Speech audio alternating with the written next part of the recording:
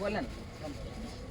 बोलते रहो time sir पूजा करते सर पूजा करा.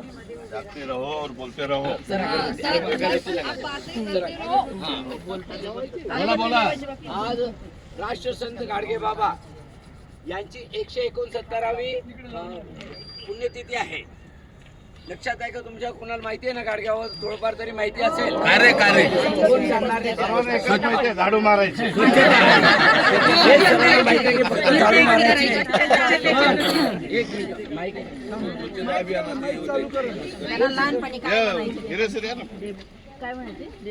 लेबू.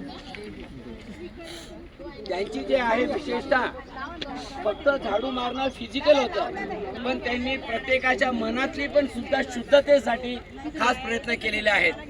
त्यांचे दशसूत्रे कार्यक्रम हे सुद्धा मंत्रालयामध्ये लावण्यात आलेले आहेत. कारण त्यांचे जे कार्यक्रम ज्यावेळेस कोणाला याच्याबद्दल ज्ञान नव्हतं, शिक्षणाबद्दल ज्ञान नव्हतं, त्यांनी काय सांगितलं होतं की तुम्ही घरातले भांडे विका परंतु मुलांना शिक्षण द्या. आणि सर्वात विशेष म्हणजे ते निरक्षर होते. ते स्वतः निरक्षर असून दुसऱ्यांना साक्षर केलेलं आहे.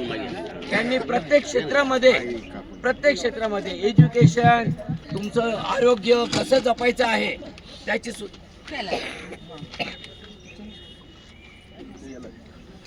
आरोग्य, शिक्षण कसं जपायला हवं, मुलांना शिक्षण द्या, स्वतःचं आरोग्य सांभाळा, स्वच्छता पाळा व मनात सुद्धा स्वच्छता ठेवा. त्यांची स्वतःची मुलगी होती, त्यांनी त्याला पुनर्विवाह लावला. त्यावेळेस त्यांनी त्याला सर्व समाजाला सांगितलं होतं की बा पुनर्विवाह करणं हे आज गरजेचं आहे व सर्वांनी करायलाच पाहिजे. असे काही मोठे थोर संत 51 वर्ष त्यांनी कधीही स्वतःच्या घरात राहिले नाहीत. ही सर्वात मोठी गोष्ट आहे त्यांची. कुठेही झोपडी बनवून राहायचे, झाडू मारायचे, खराटा मारायचे आणि भिक्षा मागून किंवा ज्यांना तिथे जायचे तिथे ते स्वच्छता करून जेवण करायचे. त्यांचं स्वतःची प्रॉपर्टी 1 रुपयाची सुद्धा नाही. त्यांनी जवळपास 178 धर्मशाळा बांधलेल्या आहेत. 178.